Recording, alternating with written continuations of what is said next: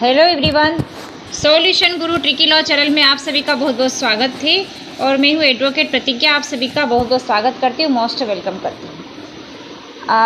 हम जो है कॉन्स्टिट्यूशन की सीरीज चला रहे हैं। हमने पहले मतलब सीआरपीसी और एविडेंस कंप्लीट करवा दिया था और अब जो है कॉन्स्टिट्यूशन और आईपीसी की सीरीज हम चला रहे हैं। तो पहले हम कॉन्स्टिट्यूशन की सीरीज कंप्लीट कर लेते हैं, उसके बाद हम आईपीसी की सीरीज चलाएंगे। तो कॉन्स्टिट्यूशन में क्या क्या इम्पोर्टेंट है, कौन कौन से एग्जाम में क्वेश्चन आते हैं, कौन कौन से आर्टिकल महत्वपूर्ण है और कैसे मतलब याद करना है।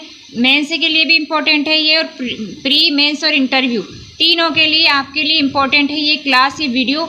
इसलिए लास्ट तक इस वीडियो पर मतलब इस वीडियो को लास्ट तक देखिए, बने रहिए, हमारे साथ जुड़े रहिए और पूरा कॉन्सेप्ट समझिए। ये बहुत ही महत्वपूर्ण है और हेल्पफुल होने वाला है आपके लिए। तो चलिए शुरू करते हैं। आज का जो टॉपिक है हमारा कॉन्स्टिट्यूशन से, जो कि आप जैसे जेएलओ की एग्ज़ाम भी है, एमपी सिविल जज की है, छत्तीसगढ़ का है, राजस्थान की भी वैकेंसी आने वाली है सिविल जज की। तो आपके सभी एग्जाम्स के लिए इम्पोर्टेंट है और बिहार मेंस के लिए भी इम्पोर्टेंट होने वाला है ये। कैसे आपको मेंस का आंसर राइटिंग करना है ये सब हम आपको इस वीडियो में बताएंगे। तो आर्टिकल 13 ले रहे हैं हम। आर्टिकल 13 को हम अच्छे से आपको एक्सप्लेन करेंगे, अच्छे से समझाएंगे और हम साथ में केस लॉ भी करवाएंगे और डॉक्ट्रिन्स जो इसमें दिए हुए वो डॉक्ट्रिन्स में आपको कवर करवाएंगे। तो आर्टिकल 13 जो है, आर्टिकल 13 में दो डॉक्ट्रिन दिए हुए हैं। एक तो एक्लिप्स का डॉक्ट्रिन है और एक सेवरेबिलिटी का है, पृथक्करणीयता का। यानी एक तो ग्रहण का है, 13(1) में दिया हुआ है, और 13(2) में पृथक्करणीयता का सिद्धांत दिया हुआ है। तो दो डॉक्ट्रिन दिए हुए हैं। उसके बाद हम जो है ये देखेंगे कि ये डॉक्ट्रिन कहाँ से आए हैं, कौन सा केस लॉ इनमें आता है। तो अनुच्छेद 13 मौलिक अधिकारों की रीढ़ है। ठीक है, मौलिक अधिकारों की रीढ़ किसे कहा जाता है? अनुच्छेद 13 को। और सुप्रीम कोर्ट जो है मौलिक अधिकारों का रक्षक है, प्रहरी है। अनुच्छेद 13 में मूल अधिकारों से असंगत या उनका अल्पीकरण करने वाली विधियों की बात कही गई है। तो इसमें मतलब जो आर्टिकल 13(1) में तो संविधान पूर्व की विधियों की बात करता है, प्री कॉन्स्टिट्यूशन लॉज की बात करता है, और 13(2) संविधान बाद की विधियों की बात करता है, पास्ट कॉन्स्टिट्यूशनल लॉज की बात करता है, संविधान पश्चात की विधियों की बात करता है। तो आर्टिकल 13(1) ये कहता है कि संविधान के प्रारंभ से ठीक पहले भारत में जो भारत के राज्य क्षेत्र में जो भी कानून विधियाँ लागू थी उस मात्रा तक शून्य होगी जो जिस तक भी इस भाग के बंदों से असंगत है, यानी कि मौलिक अधिकारों से असंगत है, इनकंसिस्टेंसी रखती है, तो वो कानून वो विधियाँ उस मात्रा तक शून्य होगी, ये कहता है 13(1). डॉक्ट्रिन ऑफ एक्लिप्स का सिद्धांत इसमें दिया हुआ है और इसमें डॉक्ट्रिन ऑफ एक्लिप्स का मतलब ये है कि जब तक संसद कानून बना करके मतलब संशोधन नहीं कर दिया जाता है संविधान में, जो कानून पहले बना दिया गया है संविधान से निर्माण के पहले और वो लागू है, अगर उनमें संशोधन करके जब तक अमेंडमेंट मतलब नहीं कर, संविधान विरुद्ध विधि यह अवस्था ग्रहण अवस्था आशोधन की अवस्था कहलाती है। विधि तथा संविधान संशोधन द्वारा जब इस प्रकार की विधियाँ संविधान परक बना दी जाती है तब ये ग्रहण जो है समाप्त हो जाता है, इस पर लगा हुआ। मतलब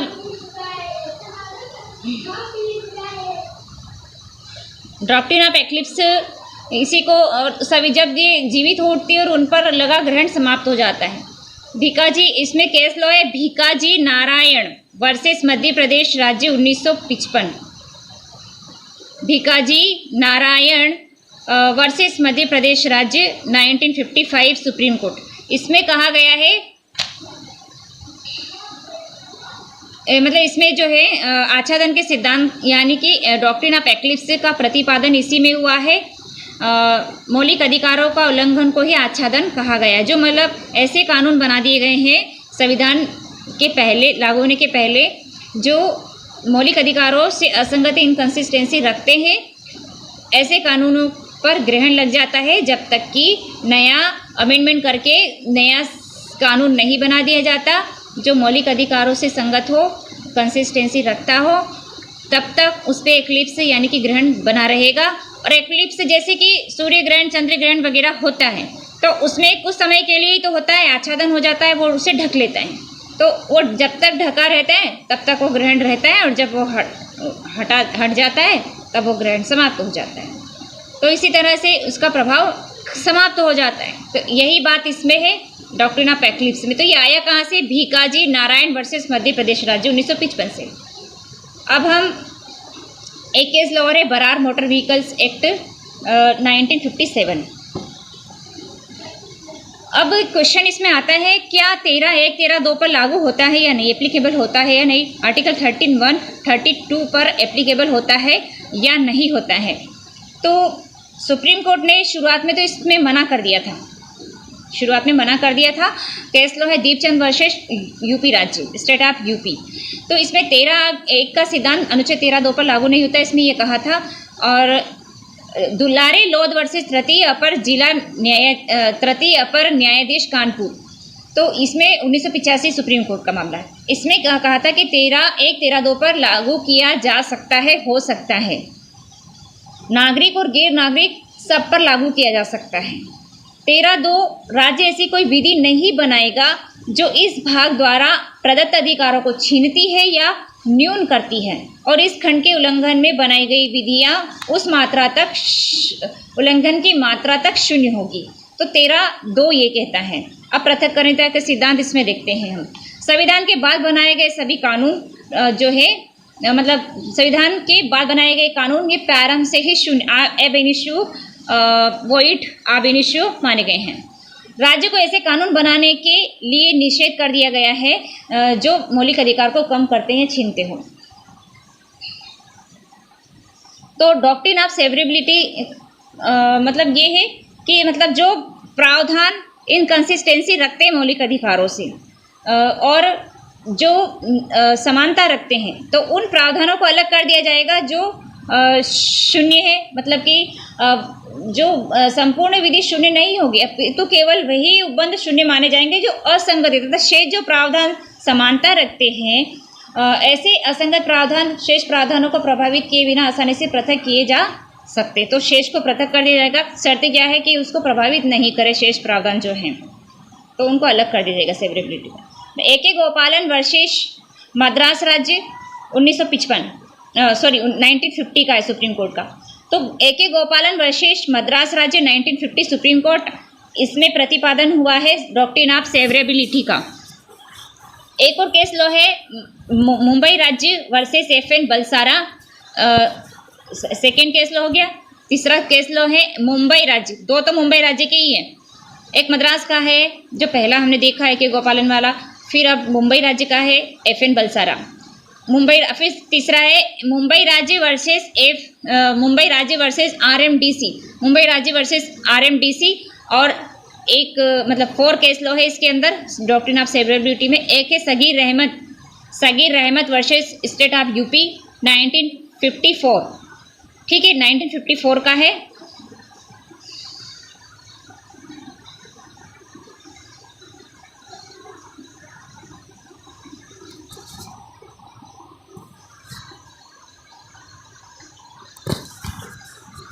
अब हम जो है इसमें मतलब ये प्रतिपादन जो है पृथक्करण सिद्धांत का, डॉक्ट्रिन ऑफ सेवरेबिलिटी का प्रतिपादन ये केस लो जो है इनमें हुआ था।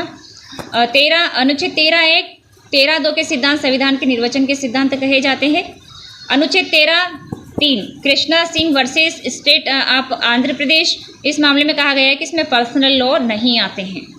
13(3)B के अनुसार मुस्लिम विधि शरीयत एक्ट 1937 में कोई विधि प्रवर्त्य विधि में आती है तो उसका जुडिशियल रिव्यू किया जा सकता है, उसमें फैमिली लॉ भी शामिल है। जुडिशियल रिव्यू के बारे में हम आगे देखेंगे।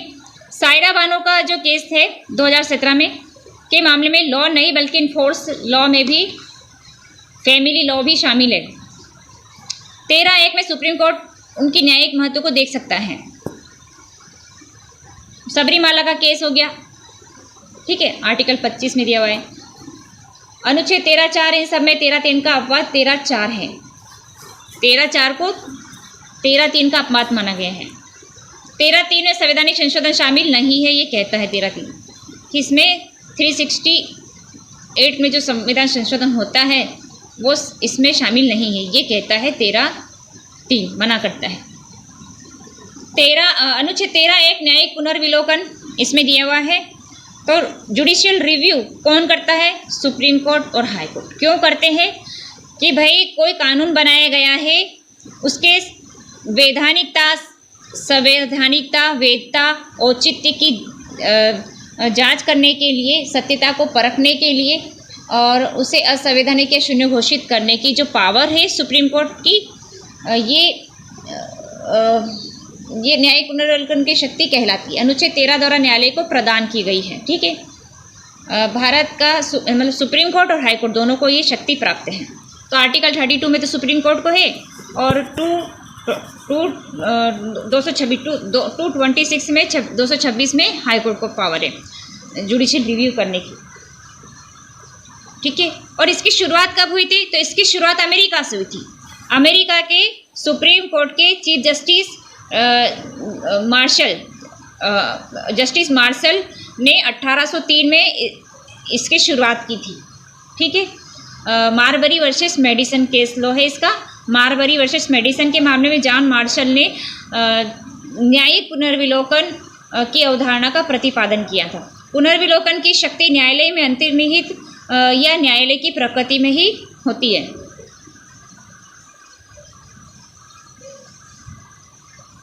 एक केस लोअर है पतंजलि शास्त्री पतंजलि शास्त्री केशवानंद भारती के मामले में कहा गया है कि न्यायिक पुनर्विलोकन को बेसिक स्ट्रक्चर, आधारभूत ढांचा कहा जाता है। अब एक क्वेश्चन आता है डॉक्ट्रिन ऑफ वेवर वाला। क्या मौलिक अधिकारों का त्याग किया जा सकता है? डॉक्ट्रिन ऑफ वेवर, अधित्याग का सिद्धांत, यानी कि मौलिक अधिकारों का त्याग किया जा सकता है क्या? इसका आंसर है कि नहीं किया जा सकता। सुप्रीम कोर्ट ने अपने 2 केस लो में आगे कहा है कि मौलिक अधिकारों का त्याग नहीं किया जा सकता है। बहराम खुर्शीद वर्सेस मुंबई राज्य 1955 सुप्रीम कोर्ट, इसमें क्या कहा है सुप्रीम कोर्ट ने कि मौलिक अधिकार हमारे देश में लागू नहीं होते। अधित्याग करने का सिद्धांत जो है हमारे देश में लागू नहीं होता है। ये त्यागने का सिद्धांत भारत में लागू नहीं होता है क्योंकि मौलिक अधिकार पब्लिक इंटरेस्ट में प्रदान किए गए, लोक हित में प्रदान किए गए हैं, जो कि त्यागने योग्य नहीं है। अब इसमें ये कहा केस लो है बहराम खुर्शीद वर्सेस बम्बई राज्य 1955 सुप्रीम कोर्ट 1955। सेकेंड केस लो है Basheshwar Nath versus income tax commissioner. Basheshwar Nath versus income tax commissioner, ये 1959 सुप्रीम कोर्ट का मामला है। ये Basheshwar Nath versus income tax commissioner 1959 supreme court. इसमें क्या कहा है सुप्रीम कोर्ट ने कि मौलिक अधिकारों का त्याग नहीं किया जा सकता है, मौलिक अधिकार त्यागने योग्य नहीं है। तो ये हमने आर्टिकल 13 को देखा और जुडिशियल रिव्यू जो होता है ये आर्टिकल 13 में ही होता है। 2 डॉक्ट्रिन इसमें दिए गए हैं और एक डॉक्ट्रिन और दिया हुआ है अधित्याग का सिद्धांत। तो 3 हमने डॉक्ट्रिन देखे और हमने केस लॉ देखे, सेवरेबिलिटी पर देखे, डॉक्ट्रिन ऑफ एक्लिप्स पर देखा हो और डॉक्ट्रिन ऑफ वेवर पर देखा। तो आई होप आप लोगों को ये आर्टिकल 13 के बारे में कॉन्सेप्ट समझ में आया होगा, अच्छा लगा होगा। और ये सभी एग्जाम्स के लिए इम्पोर्टेंट है, प्री मेंस और इंटरव्यू, आपको बहुत ही हेल्पफुल रहेगा। और कोई सा भी आप कॉम्पिटिटिव एग्जाम देते हैं सभी के लिए हेल्पफुल है। तो आई होप आप लोगों को अच्छा लगा होगा, हेल्पफुल लगा होगा। अच्छा लगा है तो एक लाइक करिए और नए चैनल पर सब्सक्राइब कर लीजिए, बेल आइकन को प्रेस कर दिए ताकि आने वाली हर वीडियो की नोटिफिकेशन आपको मिलती रहे। हमारी ऑनलाइन ऑफलाइन क्लासेस का बैचेस चल रहा है। फॉर JLO एग्ज़ाम राजस्थान और छत्तीसगढ़ सिविल जज, बिहार मेंस का, और बिहार जो सिविल जज है मेंस का चल रहा है बैच, और छत्तीसगढ़ का चल रहा है, और राजस्थान सिविल जज का भी चलने वाला है। तो आप लोग जो भी हमारा ऑनलाइन ऑफलाइन क्लासेस को ज्वाइन करना चाहते हैं तो आप हमें कांटेक्ट कर सकते हैं। व्हाट्सअप नंबर पर कॉल भी कर सकते हैं, यही हमारा कांटेक्ट नंबर भी है और व्हाट्सअप नंबर भी है।